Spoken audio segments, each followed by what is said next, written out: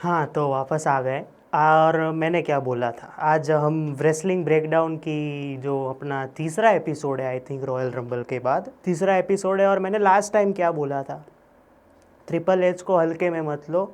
वो बहुत थिंकर आदमी है and he is a creative guy. जो पता है उसको, उसने जे उसो को इसलिए जीता है क्योंकि वो अंडररेटेड बुकिंग थी। उस दिन मेरे को कमेंट्स में तो किसी ने कुछ नहीं बोला, लेकिन डीएम में भर भर गई, अबे तुझे तो क्या पता होगा भाई, 6 साल 7 साल से देख रहा हूँ, ये कौन आया कौन गया सब पता है।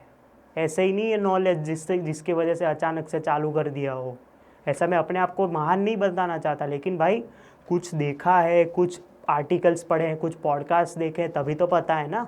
और लास्ट ईयर रेसलमेनिया का तो एग्जाम्पल है तुम लोगों के सामने कि ये क्या हुआ था, उसने क्या क्या किया था, फिर भी तुम लोग नहीं मान रहे थे। खैर, एलिमिनेशन चेम्बर हुआ आज सुबह 5:30 बजे, ड्यूटी आई मीन बैठ गए थे।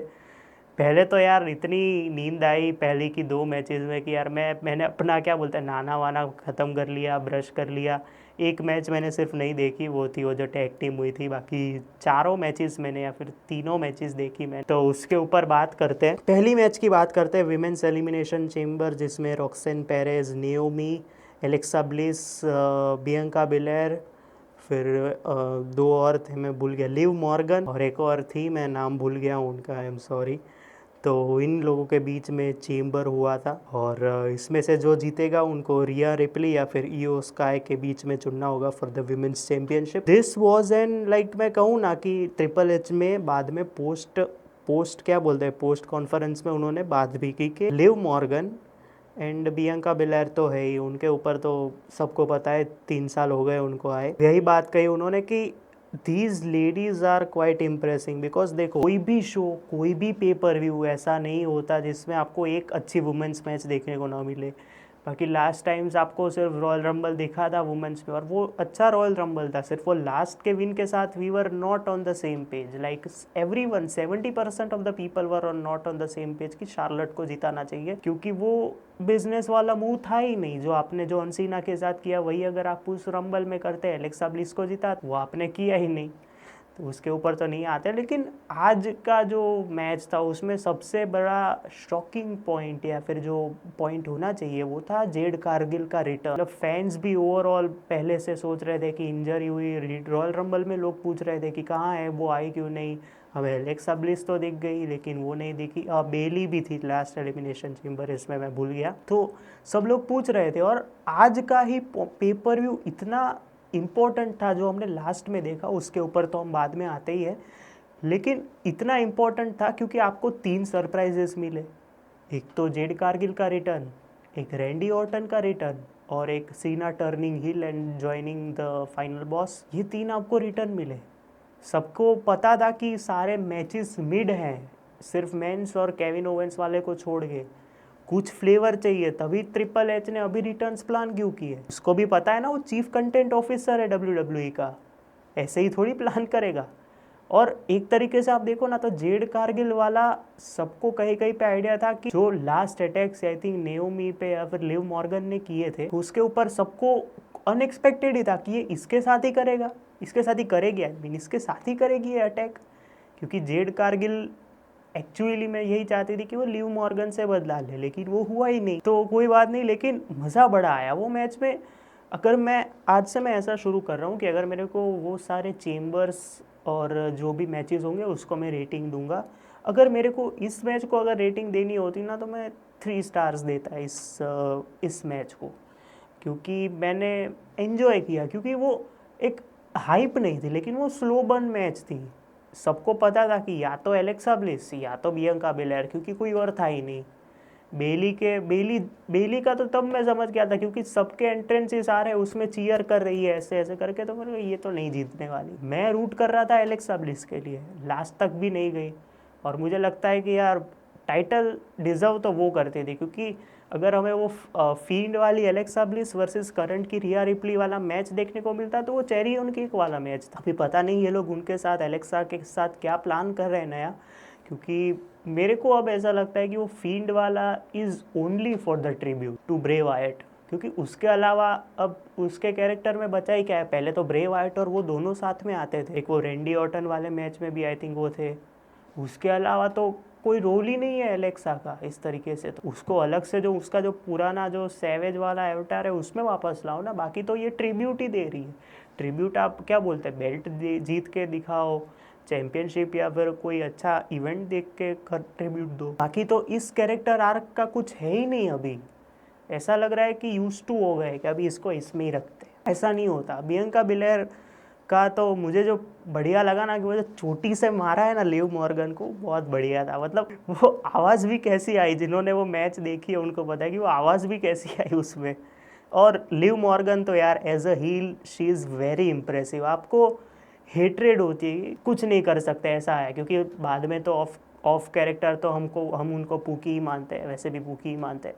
तो ऐसा लगता है आपको कि यार इसने इम्प्रेस किया है। आप आज के उसके मूव्स देखो, एलेक्सा को कैसे उसने पिन फॉल किया उसकी चोटी के साथ, और किस तरह से वो हंसती है बाद में, बीच में सीरियस हो जाती है। तो बहुत बढ़िया उसका कैरेक्टर ऐसे ही ग्रो करेगा ना तो और मज़ा आए। खैर, तो हमने जैसे कि बोला कि इस मैच को 3 स्टार्स देंगे। अब बियंका किसको चूज़ करती है वो तो हमें सीधा हम रेसलमेनिया में ही मिलेंगे, तो उसमें बात करेंगे।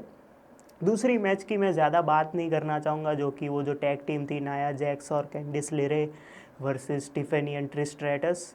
वो ऐसा लग रहा था कि ट्रिश स्ट्रैटस है, कनाडा है, रॉयल रंबल में ऑलरेडी रिटर्न करवा दिया, तो चलो साथ में आ जाओ, कोई पॉइंट ही नहीं। ये ट्रिपल एच की ये बड़ी गलती है। मैं उसको जितनी भी इज्जत दे दूँ ना, वो एक ऐसी इरेलेवेंट मैच ऐसे पेपर व्यूज़ में ला देगा कि आपको लगता है कि यार इसकी ज़रूरत ही नहीं थी, ये टाइम वेस्ट है, क्योंकि इस मैच में कुछ था ही नहीं ज़्यादा। क्यों?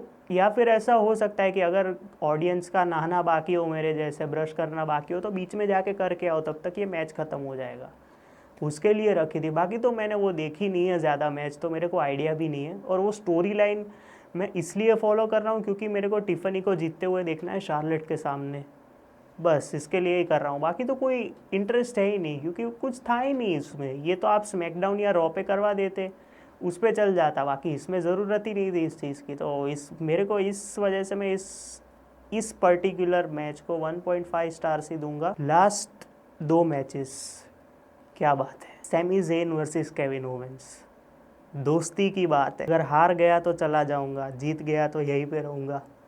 और भाई अनसेंक्शनड मैच में मज़ा तो है। मैंने इससे पहले भी बहुत सी अनसेंक्शनड मैचेस देखी है। आज खास मैं ट्विटर चेक कर रहा था। एडम पियर्स जो हैं, जो आई थिंक रॉ या स्मैकडाउन के जीएम हैं, मैं भूल जाता हूँ यार, सॉरी। उन्होंने ट्वीट किया था कि आई डोंट थिंक मेरे को इनको परमिशन देनी चाहिए थी इस मैच के लिए। भाई क्या तोड़ा तोड़ी हुई है, यही तो है भाई, यही तो पेपर व्यूज़ में हमें चाहिए कि हम ऐसा कुछ देखें जिससे हमारा माइंड ब्लो हो जाए। मतलब भाई क्या ही यार, मज़ा आ गया। मतलब दोस्ती की बात भी कर दी, और केविन ओवेंस ने अपना पॉइंट प्रूव बहुत तगड़े तरीके से किया है। मतलब वो बंदा क्या खाता है ऐसा अभी तक मेरे को पता नहीं चला कि यार पड़ रहा है, गिर रहा है। और इनको मतलब चलो है तो स्क्रिप्टेड शो, इनको पता कैसे चलता है, या फिर इतना लगता है तो भी किक आउट कर लेते हैं। मतलब उसने एक तो वो पूरे बैरिकेड वाले पे गिराया, उसको टेबल्स पे गिराया सैमी ज़ेन को, उसके बाद सैमी ने उसको वो पूरी जो वायर्स वाली है उसमें उससे मारा, फिर उसके बीच में उसको पछाड़ा, फिर भी किक आउट कर रहा है। और मैच तो भाई क्या मैच थी। मतलब रेफरीज को भी मार रहे हैं। मेरे को वो मज़ा आता है यार, रेफरीज का जब कुछ गलत डिसीजन हो या फिर ऐसे नहीं करता, उसको मारता है ना तो और मज़ा आता है। लास्ट में केविन ओवेंस जीत गए, लेकिन रैंडी ऑर्टन वापस आ चुके हैं। और क्या परफेक्ट टाइम, देखो वापस रॉयल रंबल में, चलो हम सोच रहे थे कि रैंडी ऑर्टन आ जाते रंबल में, क्या होता, ज़्यादा से ज़्यादा एलिमिनेट कर देते उनको, या फिर उनके पहले जो केविन वाली मैच थी उसमें आ जाते, वो चांसेस अच्छे थे। लेकिन उसका भी मैं आगे लाऊंगा रीज़न। चलो रैंडी ऑर्टन का रिटर्न तभी हो जाता। अभी कोडी रोड्स के साथ कोई चाहिए जो इन दोनों रॉक और सीना को हरा सके, कौन आएगा? रैंडी ऑर्टन है आपके पास। लेकिन ये मेरी थियरी है कि इनको सैमी ज़ेन, केविन ओवेंस और रैंडी ऑर्टन वाली स्टोरी लाइन अटैच करके उसके साथ चलनी पड़ेगी कि कोडी और वो खेल रहा है और बीच में ये केविन ओवेंस आ रहा है, उनको मार रहा है। सैमी ज़ेन का क्या होगा वो तो हमें पता ही नहीं है, क्योंकि लास्ट हॉस्पिटल की अपडेट थी। लेकिन भाई रिटर्न गजब का था। वो वहाँ पे वो किक मारने ही जा रहा था कि ले गए। और कनाडा की ऑडियंस क्या भाई, एक तो अमेरिकन शोज़ है ये, अमेरिकन चला रहा है इसको, अमेरिका के नेशनल एंथम पे बू भी करना है तुम्हें, क्या है यार, ये इनका पता ही नहीं चलता ऑस्ट्रेलिया और कनाडा का। लेकिन मैच बहुत ही एक्साइटिंग थी। यहाँ से थोड़ा थोड़ा मेरे को लगा जब मैच शुरू हुई, उसके पहले का जो पूरा एक वो क्लिप दिखाता है मैच का प्रेमाइस, वो देखने में मज़ा आया। और ओवरऑल काफ़ी बढ़िया मैच, काफ़ी बढ़िया एंडिंग। जिस तरह से उसने रेसलमेनिया के पॉइंट पे साइन किया, लेकिन नहीं फिर वापस आके अपना जो टॉन्ट किया, मज़ा आ गया। और रैंडी ऑर्टन अब रेसलमेनिया में केविन ओवेंस के साथ लड़ेंगे, ये तो बात पक्की है। आई होप वो डे 2 को हो, क्योंकि डे 1 में अपने पास बहुत सी मैचेस है, गंथर, जे उसो वाली वगैरह। डे 2 में होगा तो ज़्यादा मज़ा आएगा। इस पर्टिकुलर मैच को मैं 3.5 स्टार्स दूंगा, क्योंकि ये डिज़र्व करती है उतना। Last but not the least, the men's elimination chamber, Seth Rollins, John Cena, Drew McIntyre, CM Punk, Damian Priest, Logan Paul. इसको तो भाई, इसको वो अर्पित बाला वाला मीम याद है कि ये जिधर दिख जाता है ना मेरे को गुस्सा बड़ा आता है। वो एक तो लास्ट सीना वाला उड़ा के उसने जो किया था, तब से सबको गुस्सा है ही उस पर। और इसमें इन्होंने साइकोलॉजिकली जो सेथ रॉलिंस और सीएम पंक का अभी भी जो राइवलरी जिंदा रखा है, आप लास्ट में देखो कर्ब स्टॉर्म तभी मारा उसने, अभी भी राइवलरी जिंदा रखा है साइकोलॉजिकली। जो वो वाला सेथ फ्रीकिन रॉलिंस वाला रॉलिंस है, वो अभी भी अपने दिमाग से क्या बोलता है, वो सीएम पंक से दूर नहीं रहना चाहता। वो सीएम पंक के मैचेस में ही क्यों अटैक करता है, उसको ही क्यों मार रहा। ड्रू मैकिंटायर के साथ तो यही ड्रू मैकिंटायर को यार अब तो हंसी आती है उस पर यार, मतलब ऐसे ही उसको बाहर कर देते, या तो रोल आउट हो जाता है, या तो इंजर्ड हो जाता है, या तो ऐसे ही पिनफॉल में आउट हो जाता है। बाकी उसके पास अभी बचा नहीं है कुछ, अभी उसको 1 साल ऐसे ही रखेंगे मेरे को तो लगता है। लास्ट टाइम तो सुना था रंबल में से बाहर होते ही अरीना के ही बाहर चला गया था वो गुस्सा होके। लेकिन भाई क्या है यार, उसकी तो ज़्यादा बात नहीं करनी, क्योंकि उसका इस स्टोरी ग्राफ के साथ उतना इन्वॉल्वमेंट, उसको अभी भी वो ब्रॉक लेसनर को हराया था, अभी भी मैं जीत सकता है, लेकिन अभी बहुत हो गया, अभी नया कोई आएगा। उसके बाद सेथ रॉलिंस का एक बहुत ही बढ़िया, इसमें आपको मैं ये रिव्यू क्यों कर रहा हूँ, मतलब एनालिसिस ही है। सेथ रॉलिंस का ऐसा ये वाला अवतार है ना, कि हमने जितने पुराने वाले देखे, बीस्ट स्लेयर या फिर गेम स्लेयर भी था आई थिंक, और आर्किटेक्ट वाले, ये तीनों को कंबाइन करके जो उन्होंने हटा दिया कि ये नहीं चाहिए अपने को, एक पागल संगी वाला चाहिए जो किसी पे टाइम पे भी अटैक कर सकता है, और वही कर रहा है वो भाई। मतलब इसमें जो उसने जो वो रिएक्शंस में, एक तो एंट्री उसकी बहुत बढ़िया है, जिस तरह से लोगों को मारता है। और स्टॉम्प में भी आप आज जो शुरू में मैच में जो मेरे को एक बढ़िया मूवमेंट लगी ना, पहले उसने क्लेम और मारने की ट्राई की ड्रू ने, ये स्टॉम्प मारने गया, दोनों फेल, और जिस तरह से वो हुआ है कनेक्ट बाद में, बहुत मज़ा आया उसमें। सेथ रॉलिंस का एक मेन पर्सपेक्टिव या फिर पॉइंट ऑफ व्यू हो सकता है आगे जाके, ये जो रॉक और ये वाली जो चीज़ है, क्योंकि लास्ट ईयर को आप अगर रिकॉल करो तो कोडी के साथ वो भी था सेथ, तो या तो रैंडी ऑर्टन या तो Seth Rollins with Cody Rhodes again. कौन सी मैच, तो मेन इवेंट अपना John Cena versus Cody Rhodes, तो वी आर सेट उसके रिलेटेड। डेमियन प्रीस्ट और लोगन पॉल को तो बस सजावट के लिए ही रखा है। एक और बंदा था जो बाद में सजावट के लिए ही आया था सिर्फ, उनके रिलेटेड कुछ था नहीं। एक तो कल किसी, क्या बोलूँ अब मैं, ज़्यादा बोल नहीं सकता, कल किसी पागल ने लिख दिया था कि डेमियन प्रीस्ट एलिमिनेशन चेम्बर जीतेगा, और ये WWE का एक वन ऑफ द सोर्स है जो उधर के पास में रहता है, मतलब वो क्या बोलते हैं, अंडर पास है उसके पास लॉकर रूम्स, और उसके कि उसको जिताने की ट्राई कर रहे हैं। तो अभी ये स्क्रिप्ट नहीं लिखी है इन्होंने कि क्या किया है, हमें कुछ नहीं पता। अब वो तो क्या पता पागल हो, इसलिए उसने ऐसे ही लिख दिया कि सब लोग गुस्सा करें इस पर, लेकिन वो हम नहीं जानते। आते हैं जॉन सीना पे यार, मेरे को आज का जॉन सीना का सबसे बेस्ट मोमेंट तो सबको वही heel turn, doctor of Thuganomics, world life वाला म्यूजिक। और मैंने तो पोस्ट में प्रेजेंटेशन भी देखा है भाई, जिस तरह से आया, माइक देखा, माइक निकाला, फट करके निकल गया भाई, ऑरा है बंदे का। अब तो वो जो होमलैंडर वर्सेस पीस मेकर होने वाला है उसमें और मज़ा आएगा। खेला है भाई उसने चाल। ये मैं आपको बताऊँ, ये जो मैंने थंबनेल में भी लिखा है कि रॉक ने तो 2 दिन पहले ही हिंट दे दी थी, क्योंकि उसमें अगर आप देखें रॉक और ट्रेविस स्कॉट थे, और जिस तरह से आज ये लोग रेटेड आर गए एक जगह पे जो गाली दी थी रॉक को। लेकिन मैं सोच रहा था कि लगता है कोडी रोड्स तो नहीं करेगा, क्योंकि वो जिस तरह से उसका भी आज मैच के पहले वो जिस तरह से सोच रहा था कि नहीं ये तो नहीं करेगा।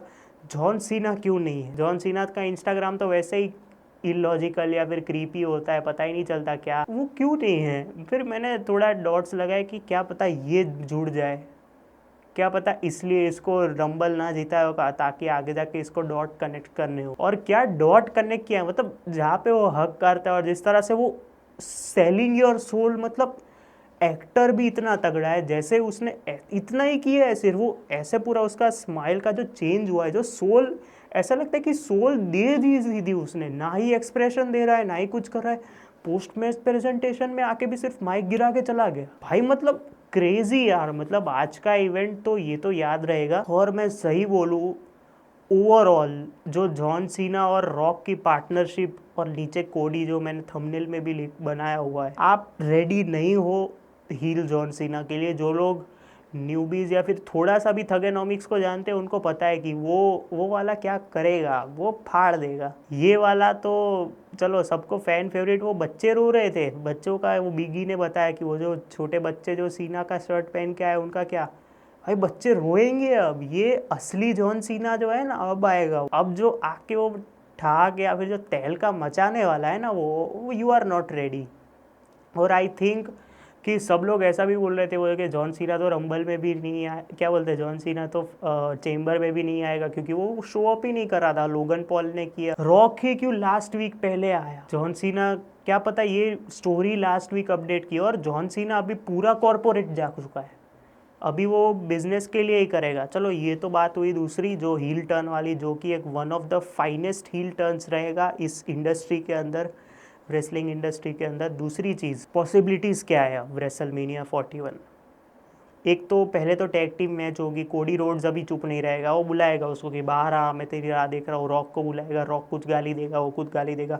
जॉन सीना के साथ क्या हो, कोडी रोड्स या तो रैंडी ऑर्टन या तो सेथ रॉलिंस, इनके साथ एक टैग टीम मैच होगी। और ब्लड लाइन रूल्स नहीं, अभी फाइनल बॉस का रूल चलेगा सिर्फ, only final boss rule will be there now.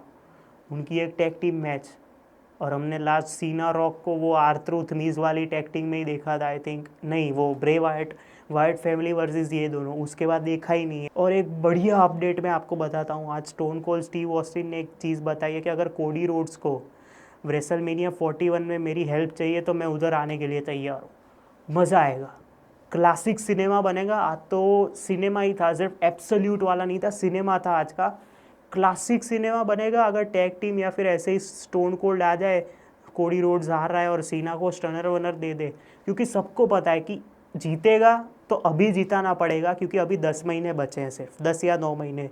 फिर लास्ट में उसको कोडी को वापस टाइटल दे दो तो बहुत अच्छी बात है, अभी जिता दो, रिकॉर्ड बना दो उसका 17 बार जीतने का। ये मेरी इच्छा है पर्सनली एज अ फैन। बाकी ये मेरे को 30% लगता है, 70% में अभी भी वही हूँ जहाँ पे मैं पहले था कि ये नहीं जिताने वाले। तो दूसरे दिन जब ये मैच होगी तो अनसेंक्शनड होगी या फिर जिस तरह से रॉक उसके साइड पे खड़ा होगा ऐसा कुछ होगा, लेकिन उसका रूल होगा। तो आज तो मज़ा आया ओवरऑल एलिमिनेशन चेंबर में, जिस तरह की अभी स्टोरीज अपडेट होने वाली है। और रॉक ने तो लास्ट में कॉन्फ्रेंस में बोला भी है कि you are not ready for what is coming, new stories, new rivalries करके, तो बहुत कुछ होगा। अब तो मज़ा आएगा, इतना ही मैं कह सकता हूँ। ओवरऑल ये इवेंट आज से वो फैंस भी अब स्टार्स देते हैं, जैसे कि WWE 2 के गेम्स में स्टार्स आते हैं, कितने स्टार्स की मैच लगी फैंस को, 3.5 स्टार्स फॉर दिस इवेंट या फिर एलिमिनेशन चेंबर। मिलते हैं अगले एपिसोड में रेसलमेनिया 41 के उसमें, तब तक के लिए बाय।